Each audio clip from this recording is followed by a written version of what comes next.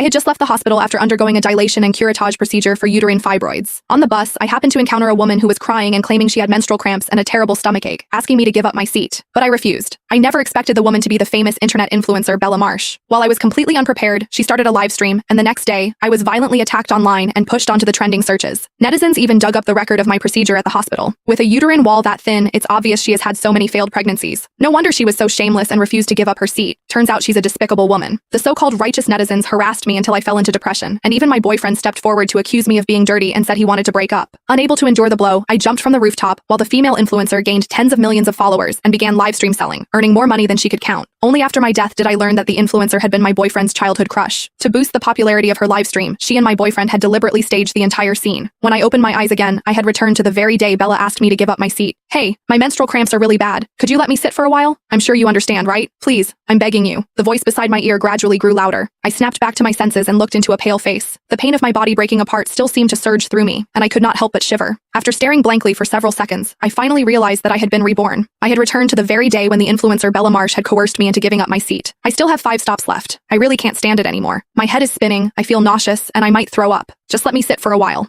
Otherwise, if I faint on the bus and delay everyone, that wouldn't be good. She staggered beside me, hunched over as she let out a muffled groan. The middle-aged women around us saw how pitiful she looked and noticed that I remained seated without offering my seat, so they began to speak up one after another. Girl, you can't be so selfish. She's almost doubled over in pain. You're so young. How can your heart be so vicious? If you refuse, then when she faints from the pain, you'll have to take responsibility for wasting everyone's time on this bus. Even my boyfriend, Felix Gray, who stood beside me, began nagging me. It's just giving up a seat. You're acting like it's going to kill you. You're usually generous and kind. Did something possess you today? You don't look sick at all. Get up already. In my previous life, Bella had begged me again and again to give up my seat, manipulating everyone to take her side. But I had just undergone a dilation and curettage procedure for uterine fibroids, and the doctor had warned me not to stand for long periods, so I refused her. Who would have thought that the elderly passengers on the bus would all accuse me of being vicious, while my own boyfriend would call me cold-blooded? I thought I would at most suffer a few misunderstandings. I never expected that the very next day I would appear on the trending searches. It turned out Bella had secretly live-streamed everything. She even encouraged her fans in the live stream to harass me online. Babes, I never expected a woman to show such hostility toward another woman. We're all women. We should be helping each other. If every woman with painful cramps met someone this selfish, what would happen? Netizens even dug up the record of my procedure at the hospital. She came to our hospital yesterday for a dilation and curettage procedure. If you know, you know. Someone claiming to be a nurse from a major hospital even posted a photo of my surgery consent form. The words dilation and curettage procedure stood out glaringly on the page. With a uterine wall that thin, it's obvious why she has had too many abortions. No wonder she was so shameless and refused to give up her seat. In an instant, the so-called righteous netizens tore into me like a swarm. I collapsed into despair and depression. The man I had dated for 5 years immediately stepped forward to declare that he had never slept with me and had never gotten me pregnant, loudly proclaiming that he refused to be someone else's backup and wanted to break up.